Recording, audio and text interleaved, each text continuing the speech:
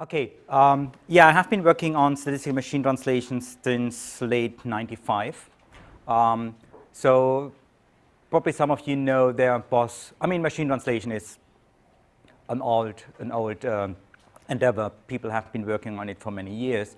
And so in the early '90s, some folks at the IBM research lab, they started to use more mathematical methods to do machine translation. And I think Hermann Nye was probably one of the early adopters in other countries. And I happened to be the first one to go to his lab to actually, and he just had new project money coming in, and so it was a kind of nice fit that I was looking for something to work on, and he was looking for someone. So we started to work on statistical machine translation at that time under the Workmobile project, which was a speech-to-speech translation project in the kind of appointment scheduling and so on. So I want to meet with you and say, how about tomorrow afternoon, 4 o'clock? And you say, well, no, I have some other thing. Could we do it maybe 2 hours early? And this kind of dialogues. Okay, so here I want to talk about statistical machine translation. And of course, it is from my view, from what I have been doing in Aachen, which I then brought over to CMU and to continue to work there on statistical machine translation, build up a team at CMU. We have now a bunch of students. Actually, some have already left, going back to IBM, actually, 2 of the PhD students, going back to the roots. Fei Hua and Bing Zhao. Another one just defended last week, and Sanjeev was actually on the committee. He's going to CMU Campus West. Another student finishing later this summer, and he has already his contract with Google. And many of you may know that Google right now seems to be the biggest player in machine translation.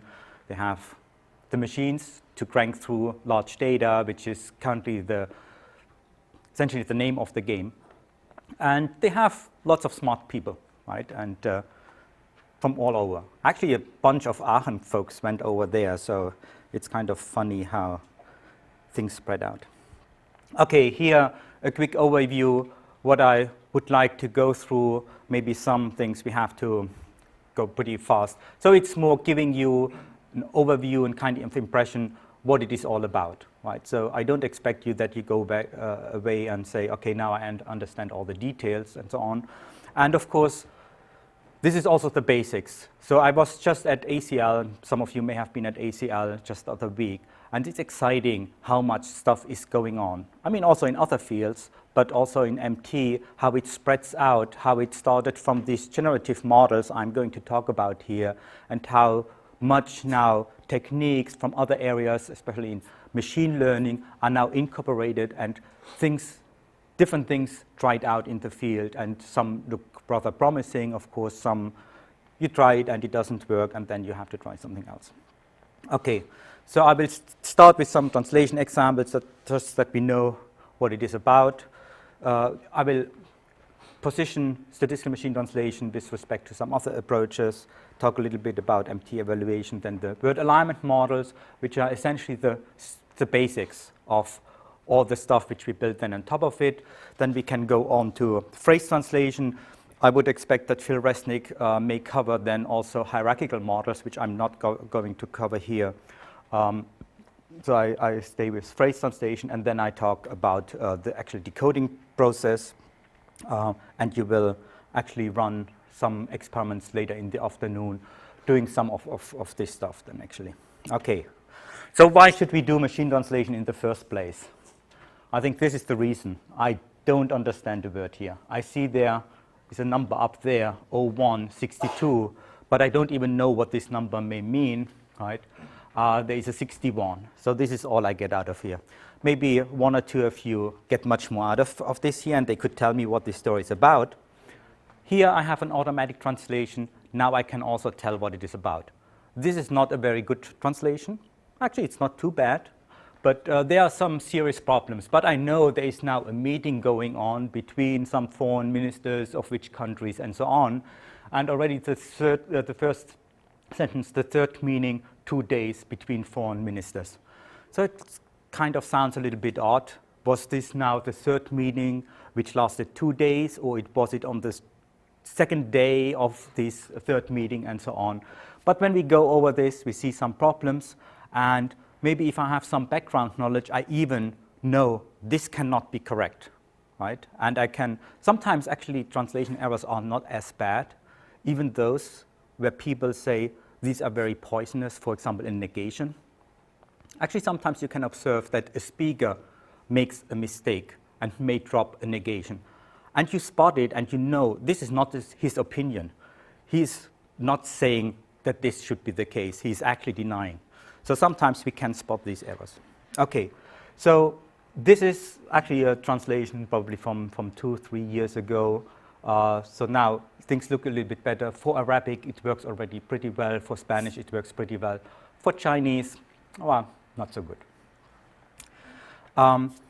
Here I have also then the reference translation to it and the upper translation. So let me go to the next one, which might be a little bit more interesting.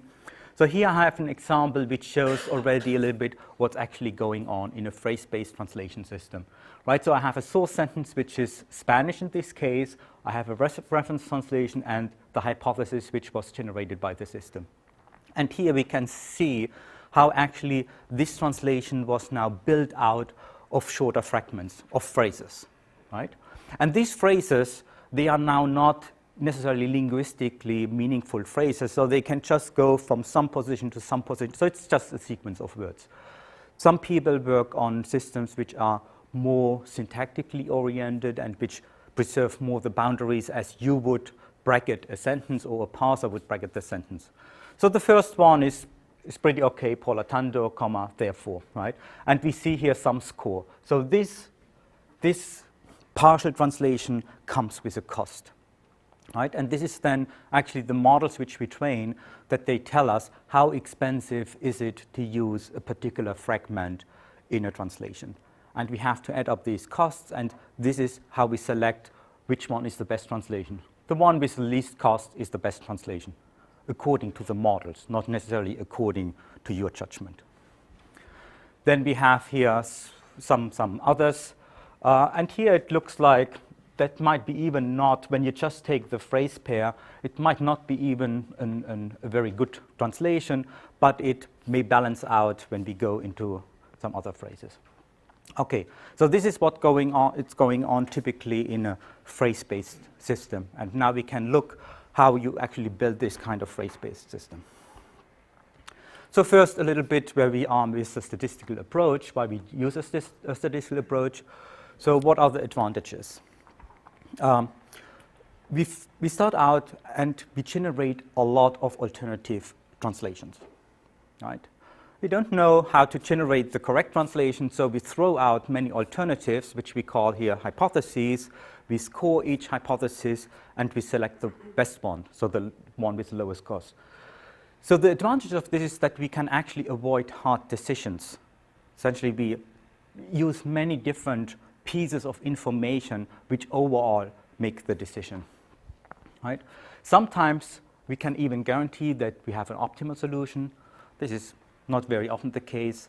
I mean, to generate this kind of sentence I have shown before, you probably have made 2 million small decisions, right? Or you have looked in 2 million alternatives and you found a path through this decision tree to select which one is the best one.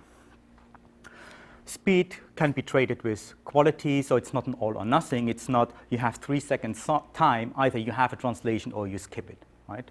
So you can do different stronger or less strong pruning and thereby speed up, but thereby also lose a bit of quality. And here I'm a little bit cocky because it works better, so this is why we do it. This is not always true, right? So there are some very strong kind of rule-based systems out there, like Systran. I mean, people have been working for decades, essentially, and also smart people have put a lot of effort into this. But very often we actually see that the statistical approach works quite well. And so we have seen, for example, with Google that they, by and by, have replaced their former systems which were underlying the translation service they offer by their own in-house statistical systems. Of course, there are also some disadvantages here. So we are struggling very hard to use structurally rich models in the statistical approach. Right? We started out with these very flat word-to-word alignment models. People have made progress, and using advantages in other fields actually helps us here. And also having now more computing power, stronger computers, faster computers help us, because the richer models, they just take a longer time to train. And maybe also more memory. And then another disadvantage is we actually need data to train our model. And this is very often a bottleneck, right? So there had been some kind of surprise language exercises in recent years where the task was within 4 weeks to build a translation system for Hindi to English. I mean, Hindi is a language which is spoken by many people, right? It's not a minority language. But still, the resources in terms of parallel data was pretty bad. So for 4 weeks, and actually it was not only that there was not the data, actually some data was there, but there was no encoding standard, right? So you would go to a government page, and the same department might have data in different encodings, different fonts. So for 4 weeks, the entire TIDES community at that time, so this was the predecessor program to the Gale program.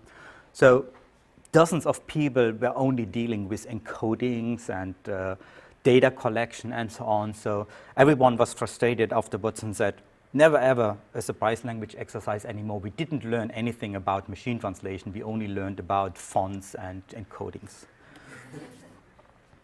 So there are different ways you can do machine translation. You want to go from a source language to a target language, and you can take different routes. So in statistical translation, also example-based machine translation, we take a very direct route. So it's essentially this word translated into this word, this phrase into this phrase. We don't know a lot about the structure of the sentence. What is the subject? What is the object or agent of the sentence, and so on. So there are other approaches which go a little bit more towards what we did in school when we analyzed the sentence and said this is the verb and this is an adjective and so on. So you can analyze a sentence, and then you can transfer the structure which you have built here, some hierarchical structure. You transfer it into the hierarchical structure on the target side, and then you generate the surface form again. And so this transfer step essentially has to take care of different word order, for example, right? Or sometimes what people then call topicalization, or that you go from an active form to a passive form. All kinds of transformation can take place, which are actually kind of, you get lucky when you get it down here because you do not really care about it. Maybe it happens, maybe it does not. Here you explicitly try to take care of this. And then there's another approach which is called interlingua-based approach. So here the basic idea is there is a meaning in the sentences. You transfer some meaning. So can you go from your sentence into a language-independent representation of the meaning of the sentence, and from there you start then to generate. The advantage of this approach would be that essentially for each language you build an analysis and generation component, right? And if you add a new language, you build these two components. If you work on this level or on this level, then you need to have the transfer or the translation model of this new language to all the other languages. Right. So there is an advantage with interlingua, but so far I have not seen that the interlingua-based approach has really been applied to very large systems. So I have seen approaches where domain-specific systems were built. So here maybe let's just look at this chart. So we have different approaches: example-based machine translation, statistical machine translation, transfer-based and interlingua-based translation. So the differences in my view is not so much rule-based versus statistical, right? We can use rules in the statistical approach, but we attach probabilities to it. So in my view, the dichotomy is actually, are we using probabilities or no probabilities, right?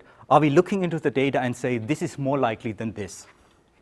And the other one is actually how much structure are we using, right? So we started out in SMT and EBMT with rather flat structures, whereas transfer-based interlingua. They started out with very deep structures. And of course, we are now trying to bridge these gaps. So EBMT uses now a standard statistical n-gram language model, right? Or they have now more probabilistic models instead of heuristics. We are also going towards syntax-based SMT systems. And of course, going in this direction here, having probabilistic structurally models would be the holy grail of MT. I mean, we have to keep something open for the next 25 to 210 years. So the overall structure of a statistical system is something like this. Most of the time, we have to do some preprocessing, right? The text comes and the punctuation is attached to the word. The word should not be different because there is now a comma attached to it, so we detach this thing. So some preprocessing, some data cleaning, and so on is always necessary. And then we search for the best translation using some models. And where do we get these models from? Here I have called it a translation model and a language model, and actually it comes from this generative modeling approach or the noisy channel model. So we say we want to find the best, I call this now English sentence, and starting out from a French sentence. So this notation comes actually from one of the original IBM papers, right? So in '93, they had a paper, this famous Brown 93 paper, where they used the Hansard corpus, French-English, to run experiments. And so it has become common that the foreign language F, which stands for French, and the target language is E. So we say, for each French sentence, we can generate an English sentence, or view it a different way. I give you a French sentence, and you say, oh, here I have a bunch of English sentences, right?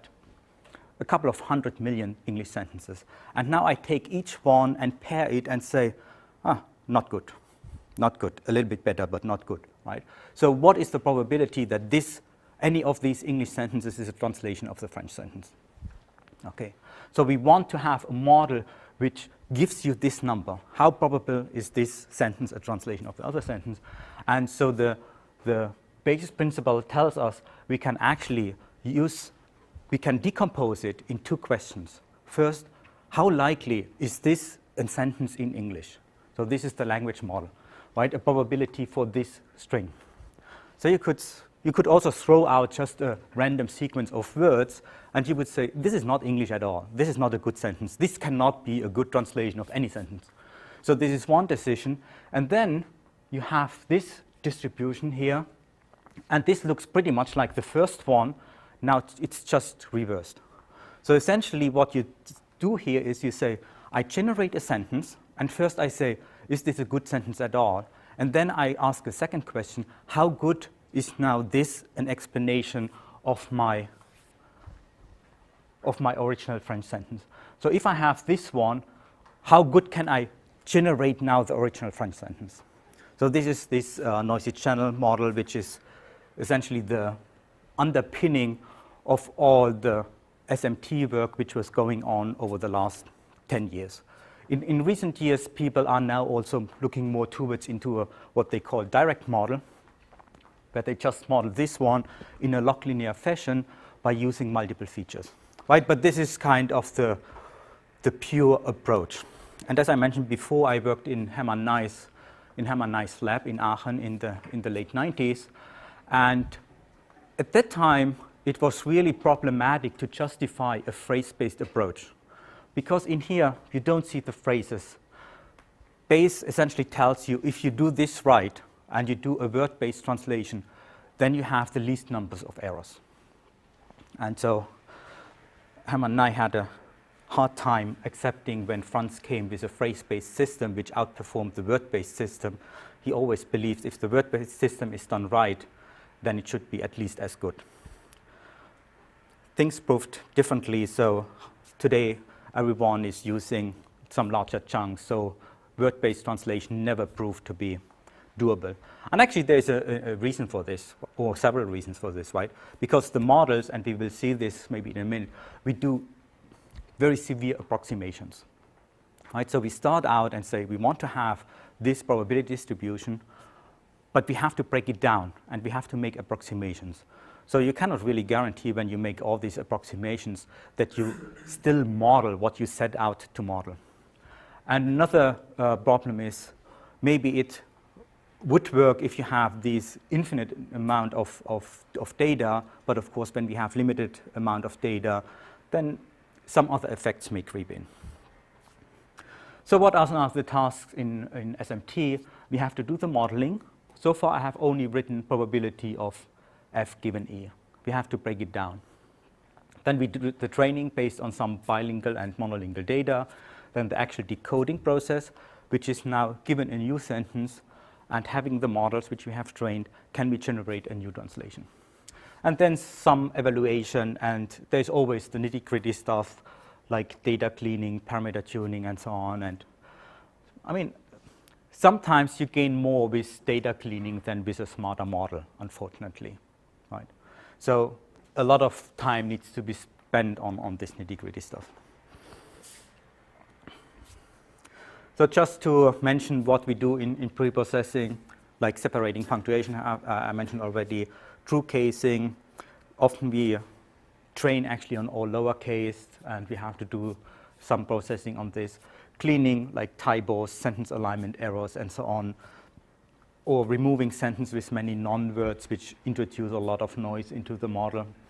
Tagging, that we tag numbers or names, this kind of stuff. And actually some of these become a very difficult task in itself, right? Named entity tagging and translation. So one of our students actually did his entire PhD thesis on named entity tagging and translation.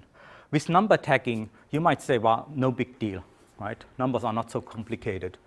But actually, it is quite difficult, right? So in Chinese, you have, for example, if I remember correctly, and people can help me out here, you have a word for 10,000, right? But not for 1,000.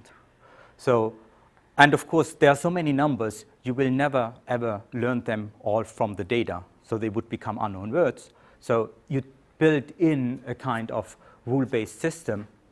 And we did an experiment on our Chinese-English corpus. And we run this kind of tagger, in-house built tagger. And it turned out that for a large number of sentences, we ended up with unmatching number tags on both sides.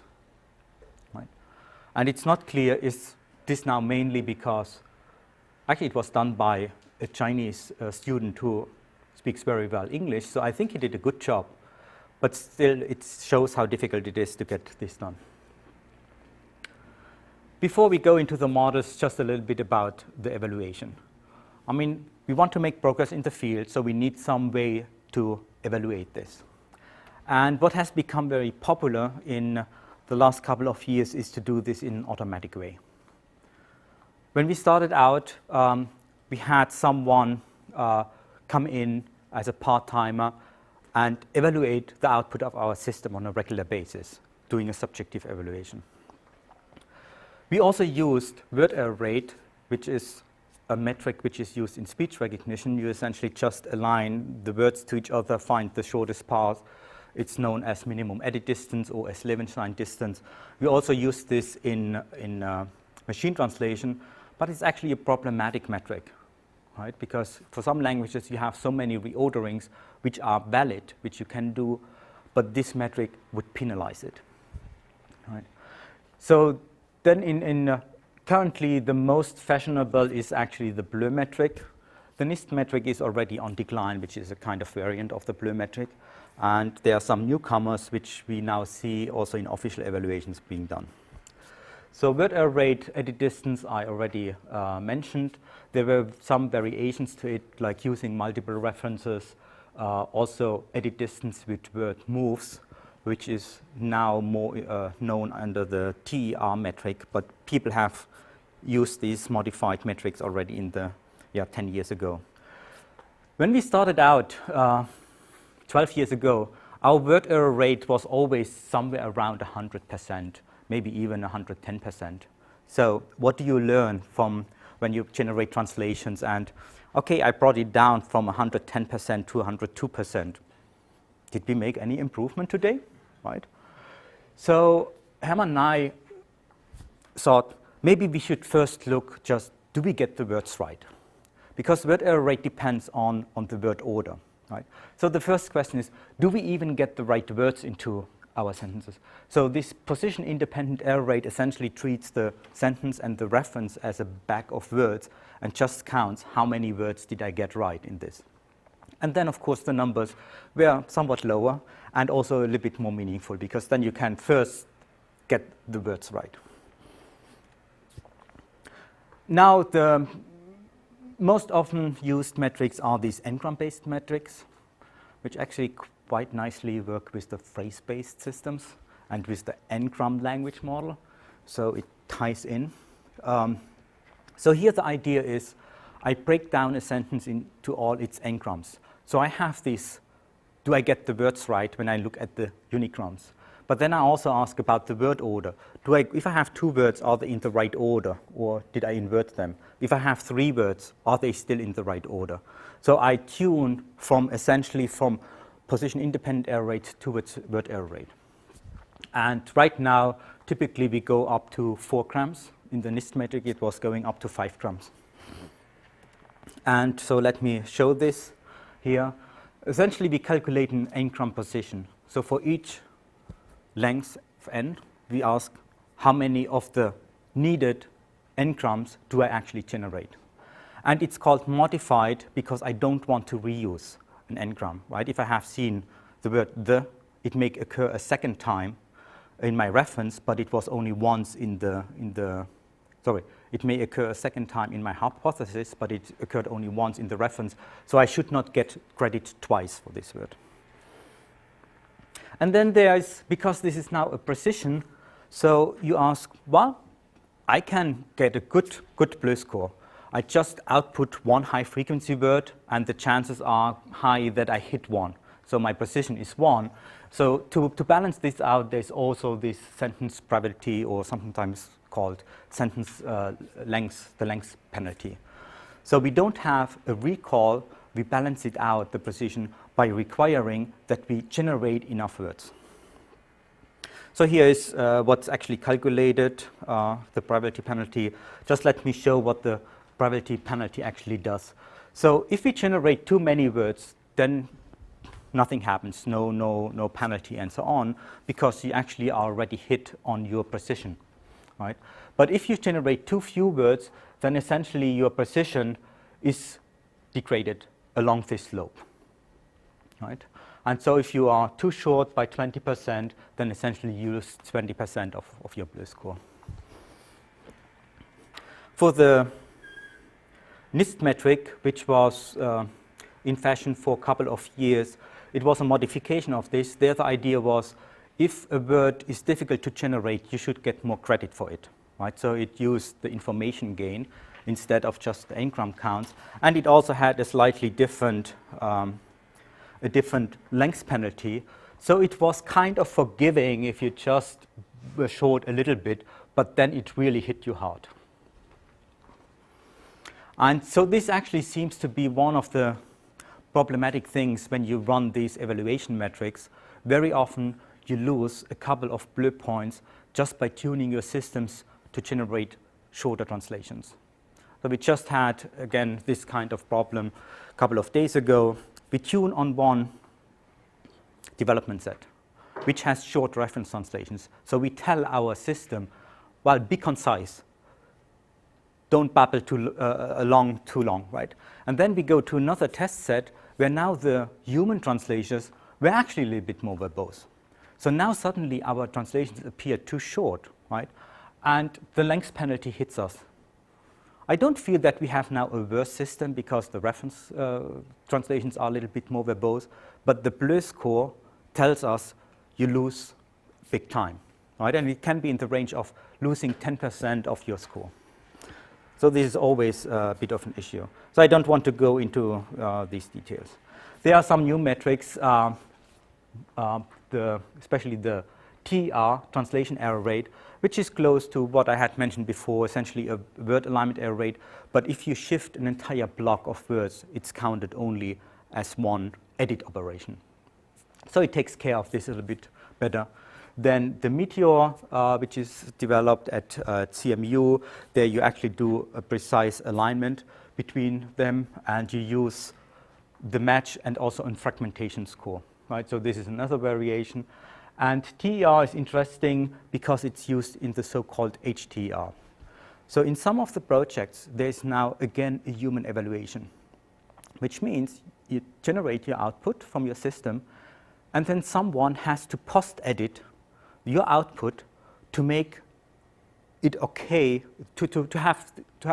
that it has the same meaning as some reference translation.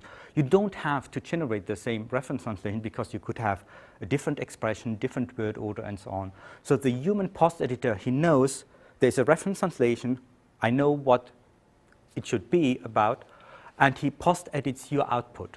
And then the TR measures how much post-editing needed to be done to make this a good translation, right? So this is currently the used metric, for example, in the Gale project, which again is a very expensive evaluation process. I can skip over this.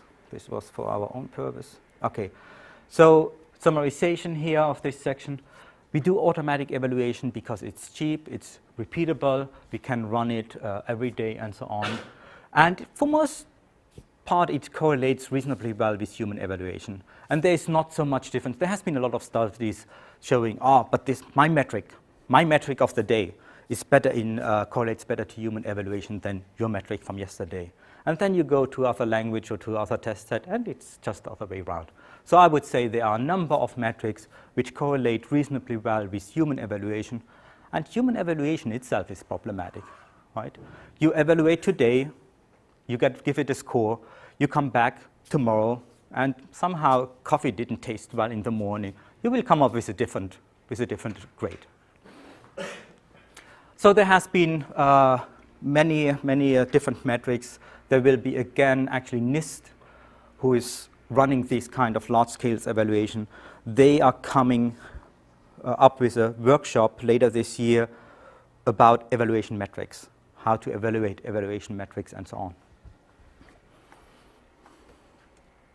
Okay, let me talk a little bit about word alignment.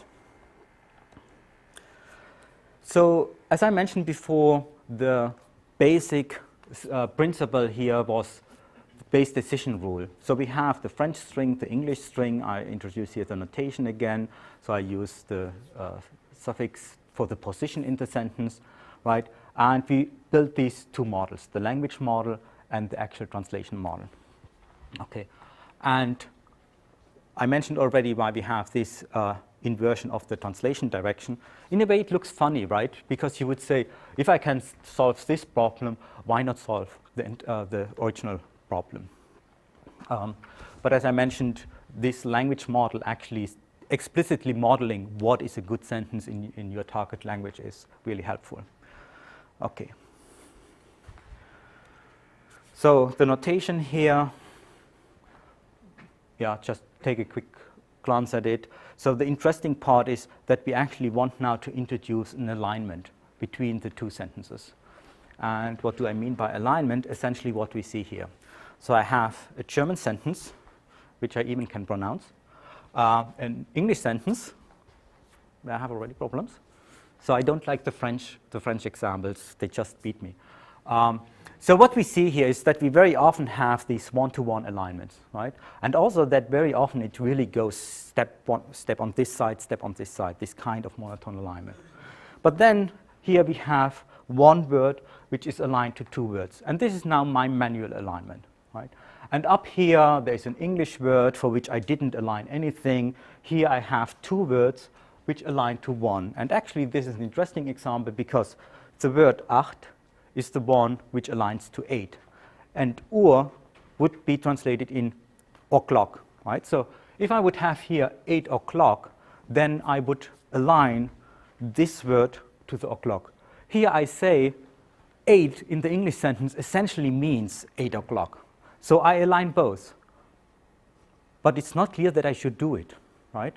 I could have left it unaligned and could have said, in this sentence I don't have a translation for this one word. I did it this way because this already goes into the direction as our models work. And I will show this in a minute. So we see here some reordering, right? And now we try to generate this kind of alignment patterns automatically in an unsupervised way from the training data. And this is what these translation models or alignment models should do for us. And so this is the simplest model which we can do, right? So we are interested in the probability of the French sentence given the English sentence. And what we say is that we first decide, given the length of the one sentence, how long should that other sentence be? So this is now this generative story, right? We are given one sentence, how can we generate the other sentence? So first let's decide 20 words here, so on the other side maybe 22 words. And of course this is a probability distribution. I can also look into a sentence which has 19 words and generate these 19 words.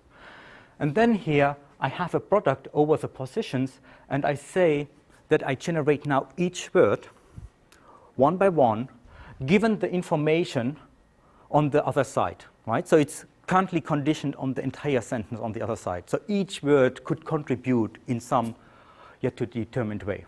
And it's also conditioned on the length of the sentence, right? And then in the next step, I now say I sum over all possible positions in the target sentence. So this is now where I get some component, some contribution from each word. And we can see this in the alignment picture in a minute again. And then I say, I now separate this dependency even further. I say there's a dependency just on the position, right? So which position should I look at given some other position and the length? And then which word should I generate at this position given the word at the other position, right? So having the dependency on all the words, I split it down into the sum over the contribution from each word. Right. So when we go back here I did an alignment manually, which is the strongest. But as I had said in this example, where I don't really have a match to this word, but I would say that this word 8 gets some contribution from this one here.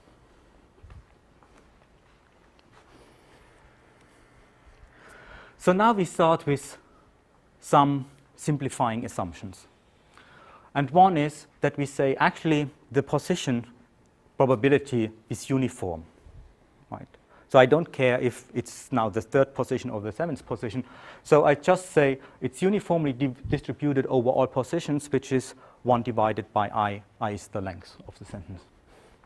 Right, so this, when I replace now this component by the one up here, I simplify the model. This is now a constant, which I can pull to the sum and the product.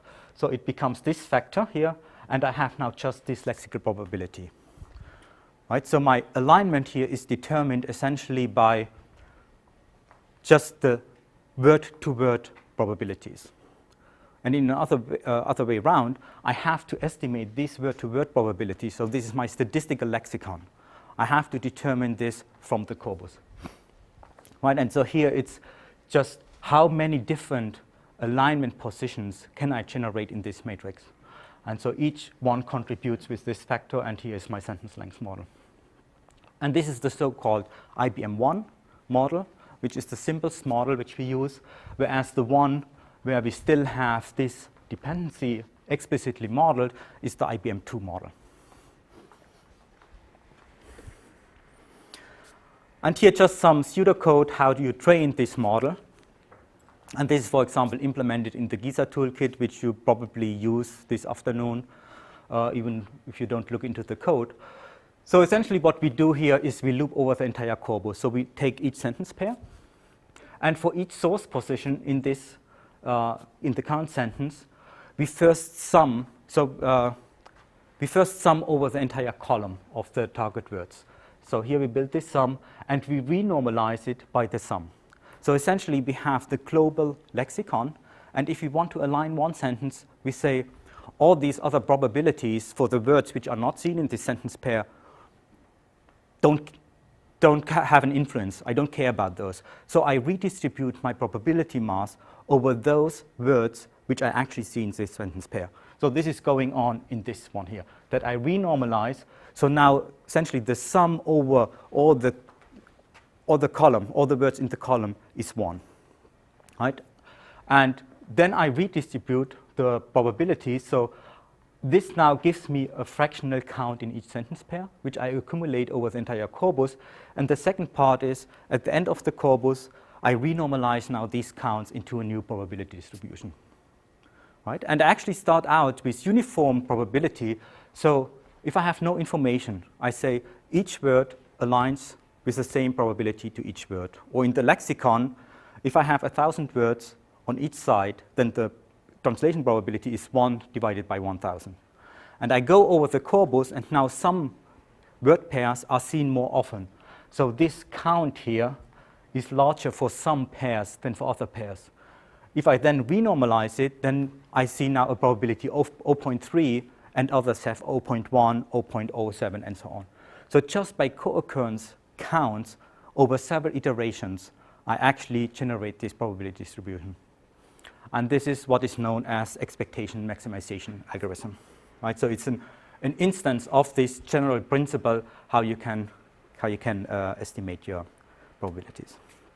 And there's an entire cascade of these models. We just looked at the first two here, IBM 1, IBM 2. Then you model more interesting features into these models. The so-called word fertility is what we had seen in our example. A word may align to 2 words, to 3 words, right? So what is the probability that I should now align it to 3 words, or that I should align it to no word at all? Then the IBM 4 model is an inverted relative position. So here I model the dependency on where I am in the sentence in a different way. So this captures the reordering across different languages. And the IBM 5 model is a mathematically cleaner version of IBM Model 4. And typically, people train only up to IBM 4. HMM alignment model uses relative position instead of absolute position. So sometimes you move a relative clause, maybe, or some phrase in one sentence to some other position on the target side. IBM Model 2 would penalize you for each word because it goes away from its natural position along the diagonal.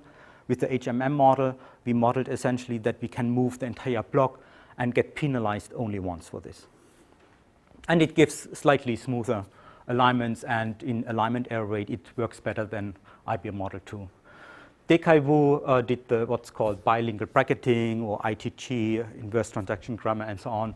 So there you can essentially view your alignment as you build this mobile, right? So you have always two subtrees to the other one, and now you can just rotate at each level, right? And so the leaves of this tree, they get reordered, but only in a restricted way. You cannot generate all permutations, but you can move entire blocks, you can move single words over a long distance, but it's restricted. So this is another way to build alignment models. And then in recent years, more and more syntactically informed alignment models. As I mentioned, there is this GISA++ toolkit, which implements these models, IBM 1 to 5 HMM model, which is currently used as de facto standard. So most experiments done are using this implementation. There are also some, and actually it started out again here. Well, it did not start out, but it was pushed heavily a couple of years ago at a workshop, similar one to you are attending here. I think there was some implementation done in Kevin Knight's group, and then Franz Josef auch later extended this toolkit. Just one little glitch. So in the papers and in the scientific community, there is no agreement what's the source and what's the target language when you talk about these models. So my way to talk about this is, if I want to translate from Chinese into English, then Chinese is the source side and English is the target side. But in the generative model, your translation model actually now goes back from English into Chinese. So some people, and I think also the original IBM paper, now call English the source and Chinese the target. So there is sometimes some confusion. When you have a lexicon, you can always make sure which direction it is by taking a word, summing over all the aligned words. If it comes out to 1, then you know in which direction your lexicon is. So here, word alignment models, just to summarize, essentially I have shown here the first 1-2 steps into this noisy channel approach. Simplest model is IBM 1, which just generates you the word-to-word probabilities. Nice property of this model, it's convex.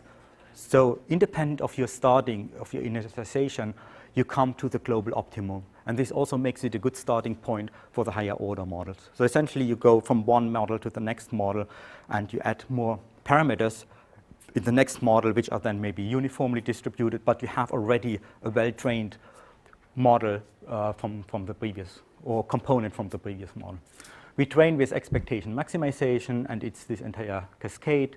For some of these alignment models, we would go from, for example, the HMM model is trained with forward-backward algorithm. These syntactically informed models, they use the inside-outside algorithm. But essentially, it's always this kind of EM approach where you iterate several times over the corpus. Now we can go to phrase alignment. I think I need to skip over some of the slides. So why do we want to go phrase-to-phrase alignment?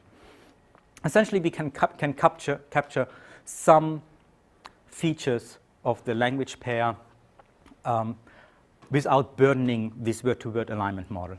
So very often we have these one-to-many alignments. If I now view this as one unit, then I don't have to generate 3 words out of 1 word from the lexicon, which does not really work very well. Sometimes we see that local reordering is captured within the phrases. If we have languages for which we run automatic word segmentation and we make errors there, if it's inside a phrase, it does not really matter. So we get a number of benefits by using essentially local information, context information inside the phrase. And we always get better results. So how do we get this? Here I have some more examples why it makes sense. So how do we get these phrases? So typically what we do is we first run through our cascade of word alignment models, build it up, and then we do this in both directions. Actually, this is something which I forgot to say and which is actually quite important. So our mathematical model, word alignment model, when we go back, it's essentially the alignment is a function, mathematically speaking, right? So each word which I had on the x-axis aligns to exactly 1 word on the target side. I then sum over all these alignments, but one alignment can grab only 1 word. In the other direction, it's different. 1 word on the target side can be aligned to several words on the source side, and this is captured in this concept of fertility, which I only mentioned, but did not go in detail. So this introduces some asymmetry into our model. We can have one-to-many alignments in one direction, not in the other direction, right? And what we actually observe is that when you run your alignment model, very often many of the target words are not integrated into the alignment, right? So some words grab now many of the source words, and other target words stay kind of left out. Actually, it's very severe. So when we run on a very large corpus, 200 million word Chinese English corpus, then we explicitly model that a source word is not aligned by aligning it to the so-called null word. Some of you may have heard, or empty word. So there we have a mechanism to say this word has no partner on the other side, so we have this in the model. But then we align to the target side and we look how many of my target words are now actually aligned to some of the source words, and we see that 30% of the target words are not aligned at all. So you start to wonder, 30% of this language have no correspondence. This is now tokens, right? 30% of the word tokens have no correspondence on the source side. Oh, let's train in the other direction. And now we see, actually, except for 3% of the tokens all get aligned. But suddenly on the other language, which were aligned all before, suddenly 28% of the tokens are not aligned. So this is an aspect of these asymmetric word alignment models that they just do not spread out over all the target site. And this is why people then train in both directions and combine. Unfortunately, starting out from two lousy models and combining them does not give too much. So when you calculate alignment error rate, so you have a hand-aligned corpus, and you can calculate how many of these alignments do I actually get right with my automatic alignment. Let's say you have 33 alignment error rate for Chinese. For Arabic, it's better. For French, it's down to 5% on a well-known development set. So 33% are alignment error rate. In the other direction, 31%. You combine now, maybe you go down to 29%, right? So you get away from having non-aligned words, but it's kind of random guessing, right? So you do not gain too much in terms of alignment quality. So this is why word alignment models is still a research topic, and people are working now on discriminative alignment, using, again, additional features into it, and so on. So let's see how, when we have this kind of word alignment, how we can extract the phrases. And now I draw here a picture which does not show only the best alignment, but kind of, from all the information I have, this should align to this one, but there's also some probability mass going to the other words. So this would be the best alignment in this, what we call maximum approximation or Viterbi path, right? So, and here again we see that this is now the function, right? So each word here has exactly one alignment on the other side, and actually here all the words are captured, because I draw it by hand, and I draw it before I made this analysis, how many words are not aligned. I should probably modify it and keep 30% not aligned. So we read off now the source phrase, target phrase pairs, right? And so we can go over it and essentially draw these little rectangles around it, right? And here is one which I have in yellow, which is a phrase pair which I don't want to extract. Why? Because when I look from here, then I can draw these four target words. But when I look from this side, two of the target words also align to something which is outside, right? Essentially, I want to extract only phrase pairs in a way that there are no strong alignments sitting outside, which is okay for this one, for example, right? So there is nothing outside in these areas.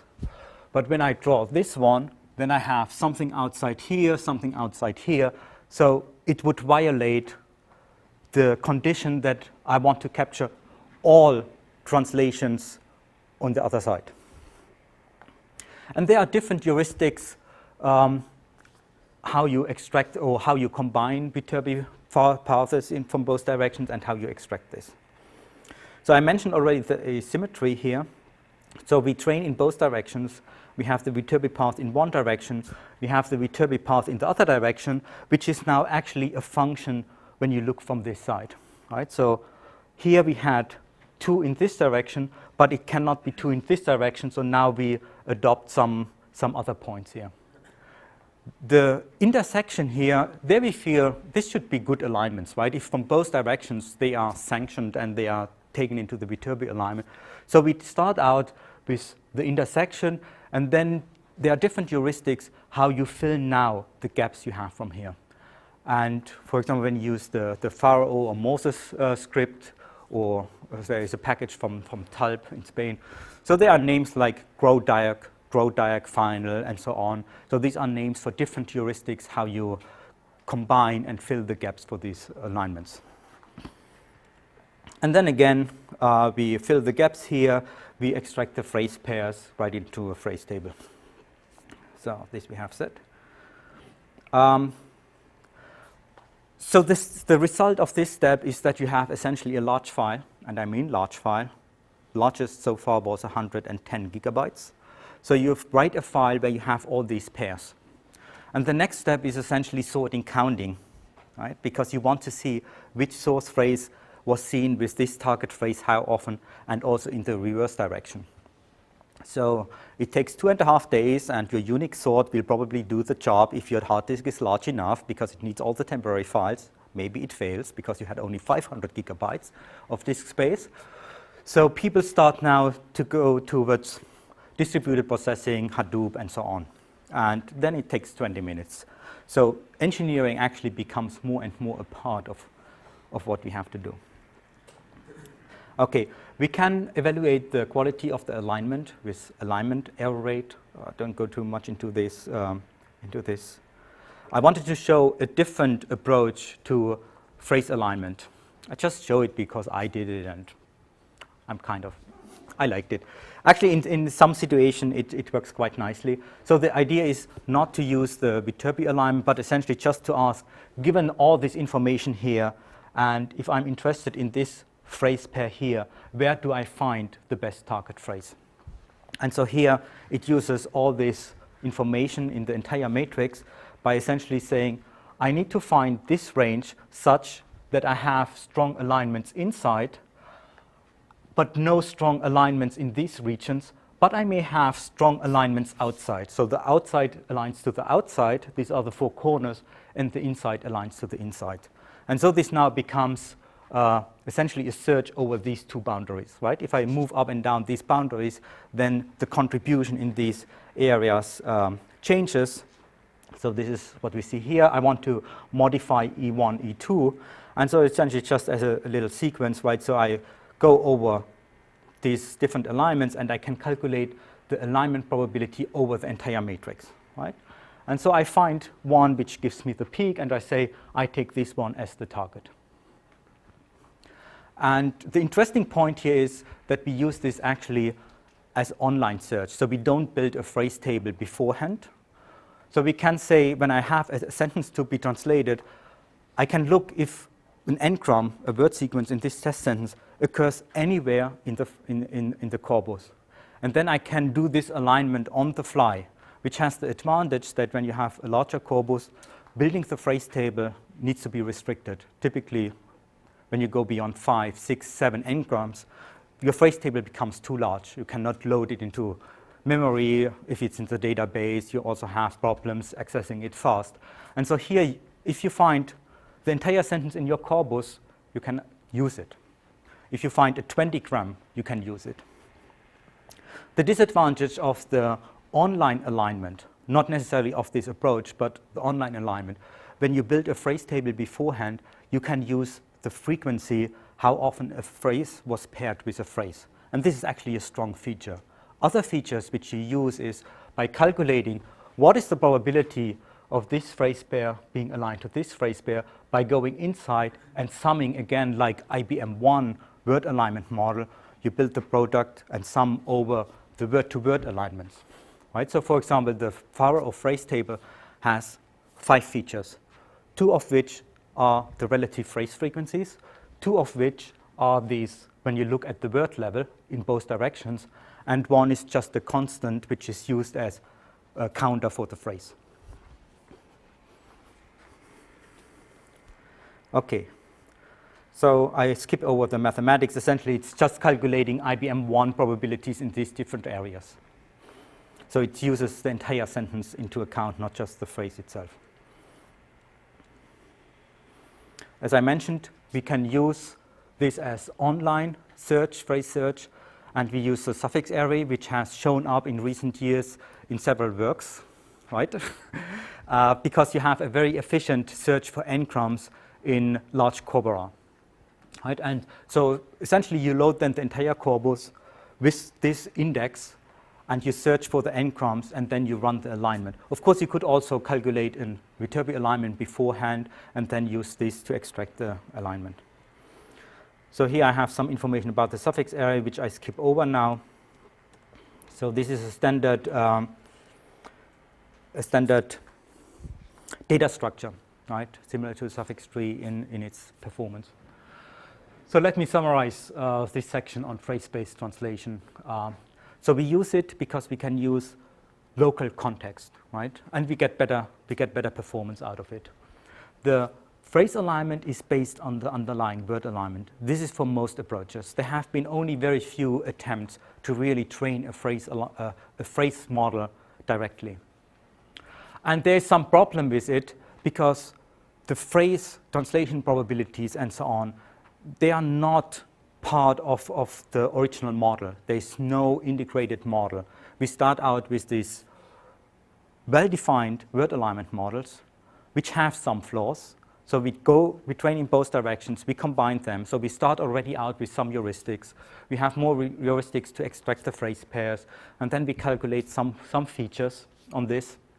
And so there are still some problems, and even so we do statistical translation, we should not forget, well, there creep in once in a while some heuristics which may not be well justified.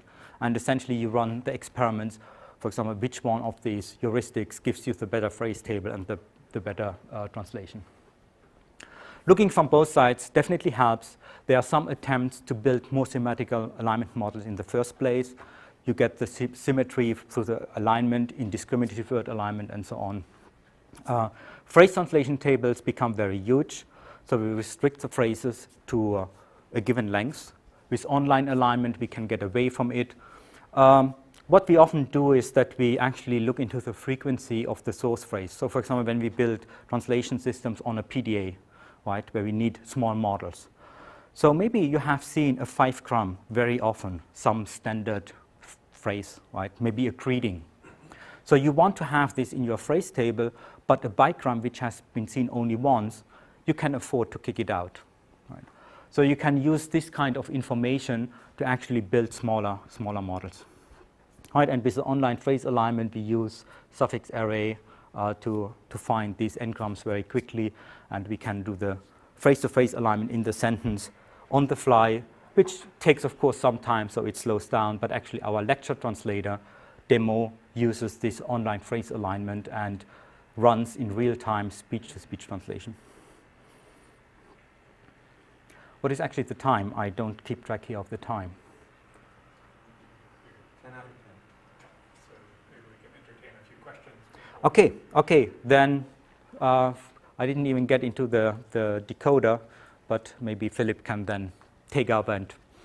You've got another 20 minutes for your slot. If you want to go on to that, you're welcome to. But no, I think it would be good if people ask questions, and if there are questions which would lead to other stuff, then of course we can also do. So tell me about decoding.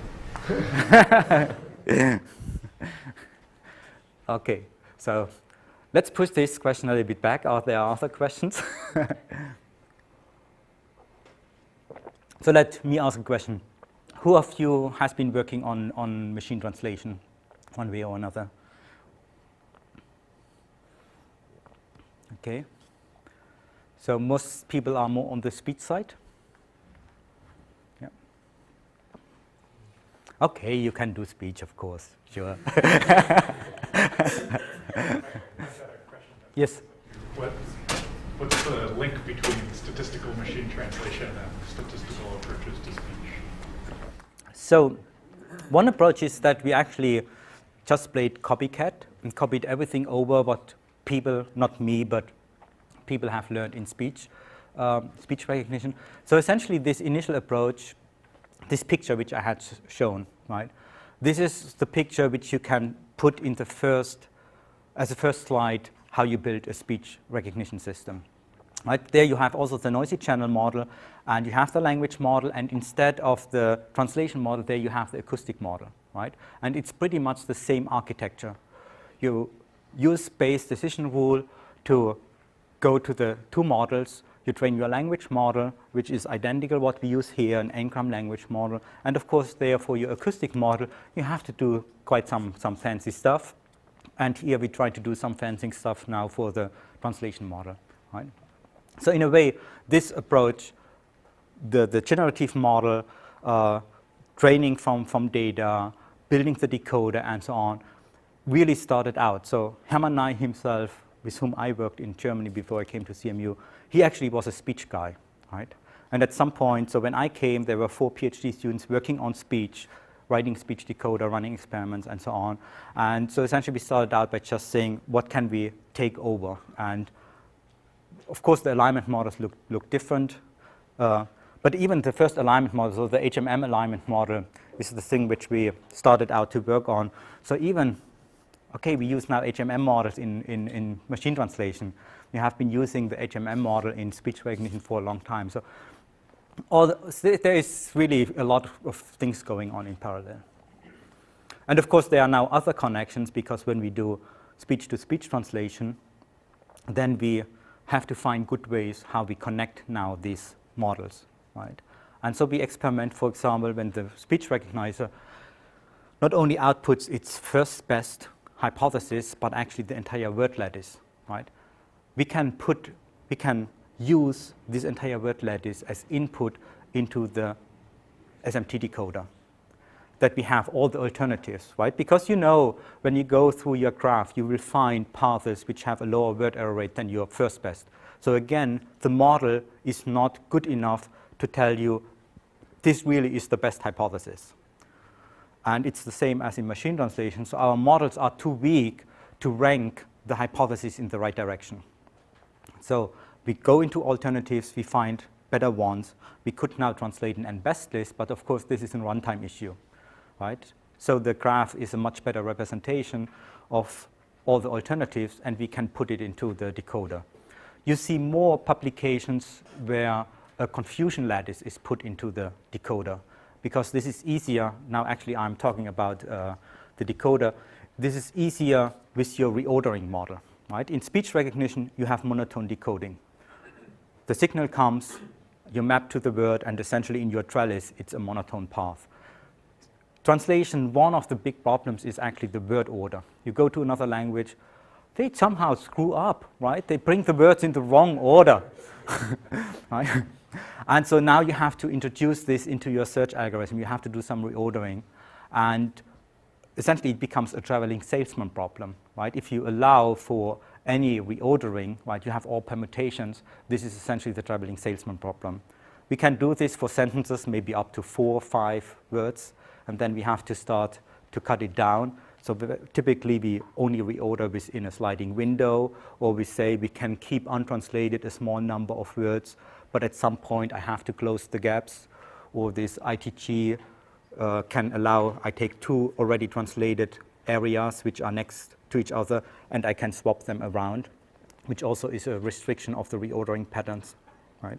And so with a confusion lattice, all what you have implemented in terms of reordering on your sentence, on the sentence level, immediately carries over. If you have now a word lattice which you output, which has paths which generate different number of words, then it becomes problematic. What kind of bookkeeping do you have to do to keep track of which range has been translated, and which path which you have translated can be recombined with the other path, right? So that you can say, actually this translates the same sequence of the same input, part of input, so I can drop the bad ones and I keep only the good ones.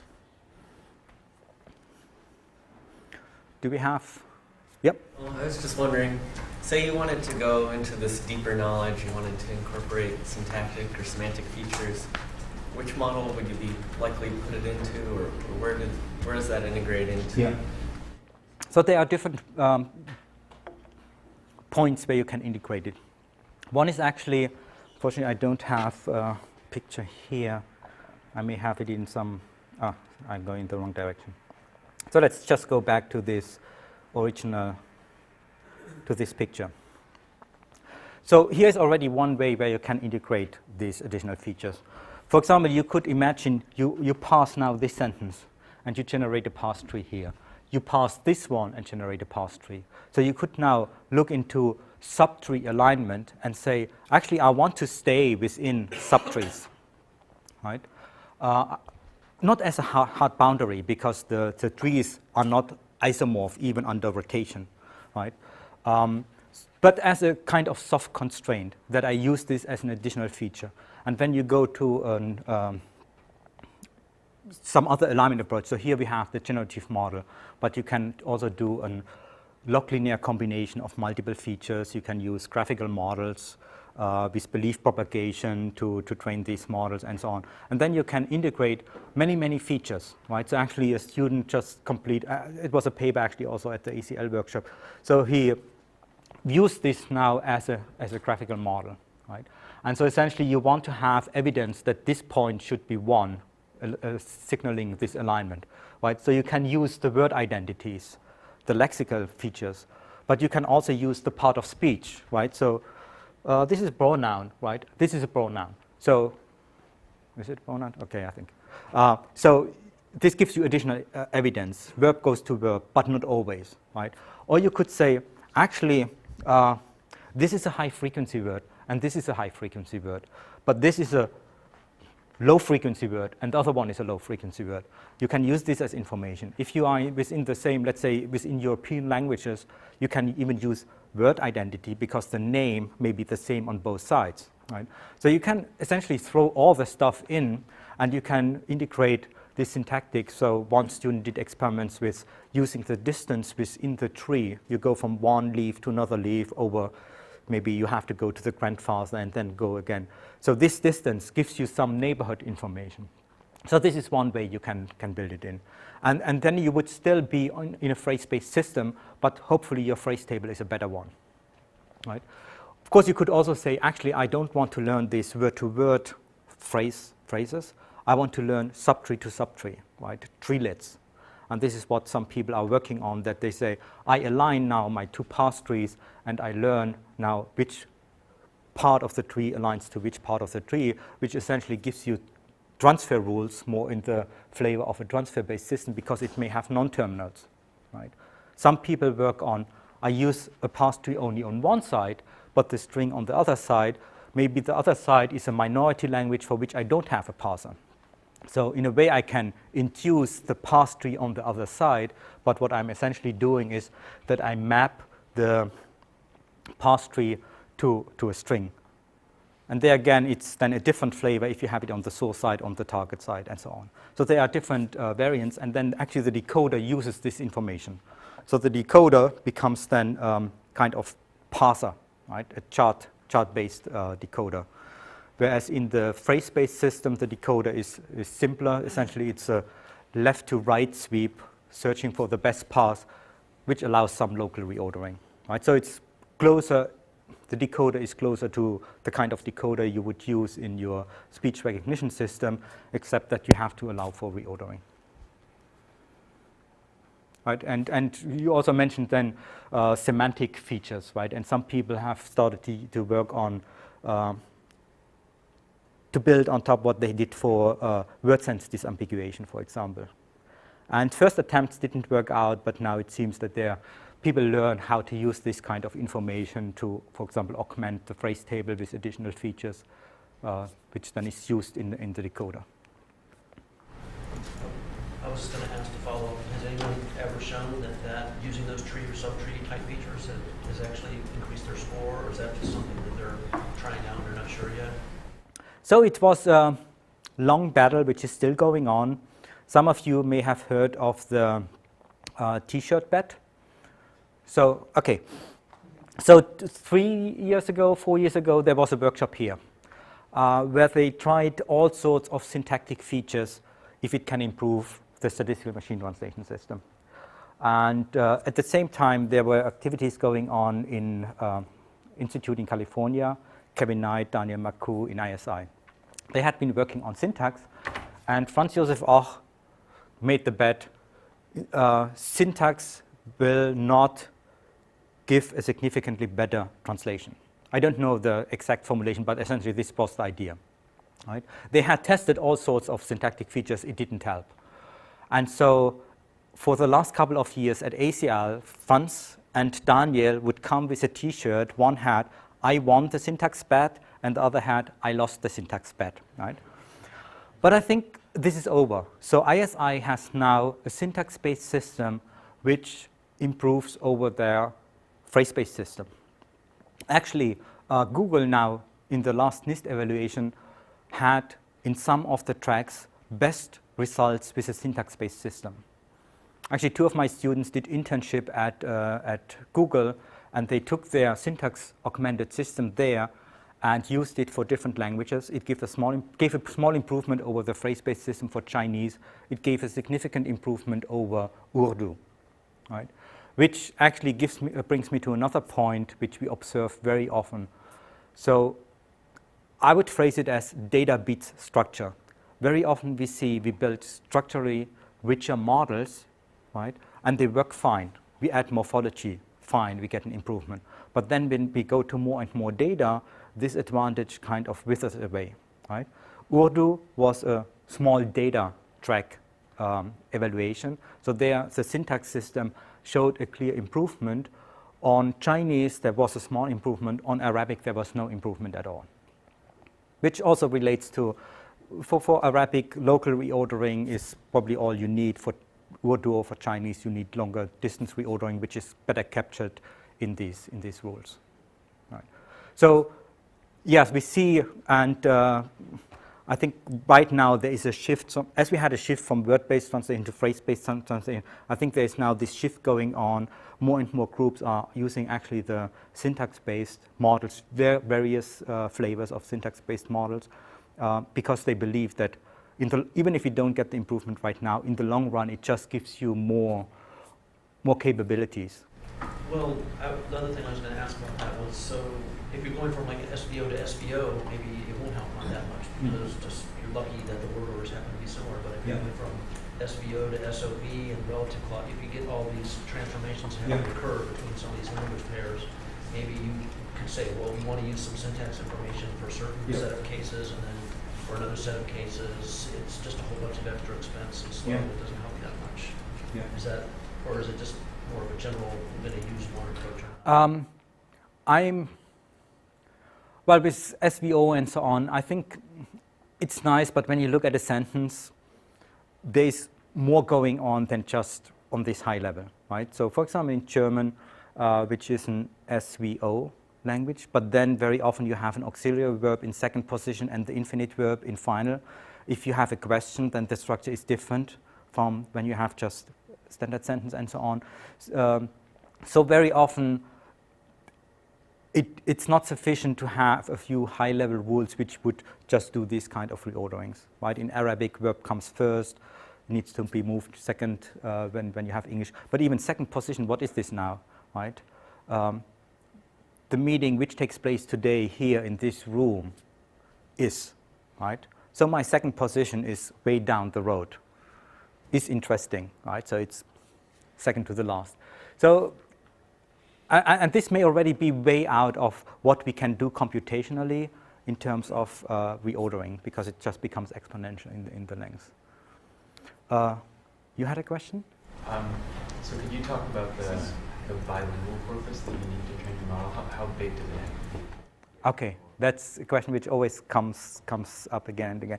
Actually, would you allow me just to push it a little bit back, because I would wanted to follow up here on one more interesting thing where you can integrate syntax. So we have seen over the last years, and we have also worked on this, you can use kind of syntax-informed models to do reordering as a pre-processing step, right?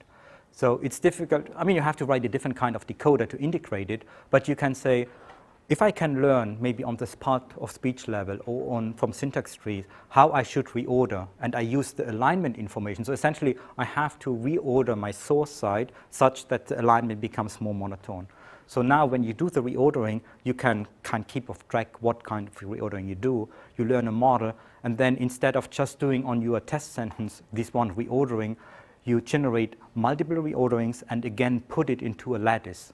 Right? And you feed this lattice into the decoder, and so it's a way of kind of cheap integration of syntax information into your system without re-implementing your decoder.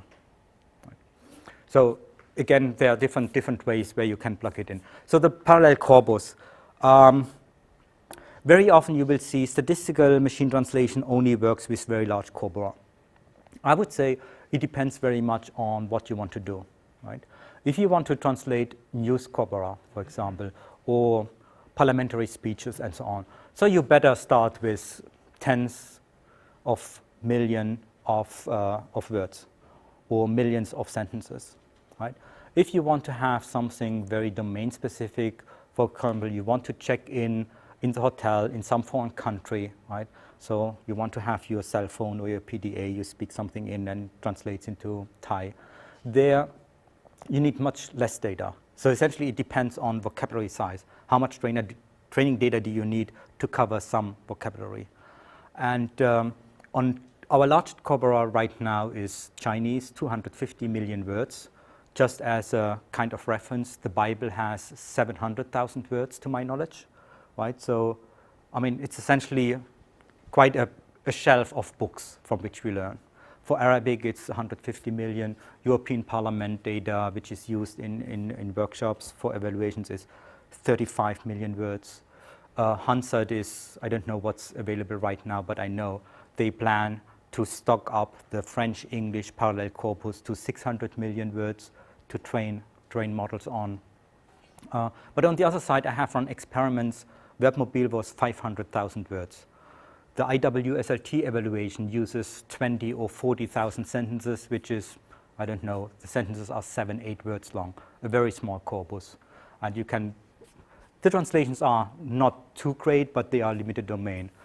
I did many years ago, as a direct comparison to an interlingua-based approach, an SMT system trained on 3,500 sentences, right? So this is clearly a very small corpus, but the performance was as good or even slightly better than for the interlingua-based system, where people had written hand grammars. And the evaluation was a subjective evaluation with one evaluator from both teams to keep it unbiased, right? And both evaluators agreed that actually the SMT system performed better, which means they both performed so lousy that you could never use it in any real application, right? But in terms of comparing different approaches, yeah. So just to follow on to that question. So one of the workshop teams this summer is working on bootstrapping transliteration rules from the web. I know that some of your students have worked in the past on learning translation rules from the web in a similar fashion, so I was wondering if you could just spend a minute or two. So in our group, the only work, maybe this is what you refer to, which has been done, is that very often you have monolingual pages which then actually have a translation for a technical term, for example, right? And so there have been several studies showing that you can reasonably reliably extract it, right? So let's say you have a Chinese web page over the latest film, right? But then the title or the actor name may be in English, because there may be no clear translation for this anyway. So giving the original one could actually help. And so you can extract this kind of information for named entity, learning additional named entities, or augmenting your statistical lexicon. Many people, not many people, but several people have started to use Wikipedia as a source of, it's not, only very few articles are actually translations, but there are many originally written articles which are linked then to the other languages. So it's a kind of comparable corpus. People have used the title because this is more often closer. Or also one other interesting thing which you may have seen is you can use Wikipedia or other encyclopedias to find a definition of an unknown word. Let's say you want to translate something, right? I want to take the railroad to New York. Railroad is not in my system, so it would not be translated. Then you go to some encyclopedia which explains railroad is a device which runs on, and so on. Very often these definitions are quite concise, or you may have multiple ones. So you can plug in the translation of the explanation into your other translation. You want to mark it, right? That the person knows, okay, unknown word, but this is what it means, right? If you don't have, let's say, Bangkok in your vocabulary, but you can translate it as capital of Thailand, right? Then this is already some information which may help.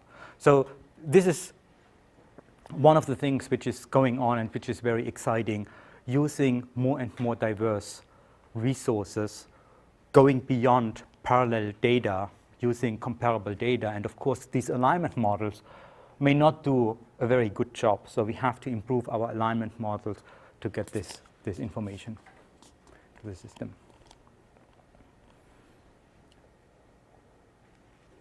Okay, I think that we should thank Stefan. Okay, I thank you.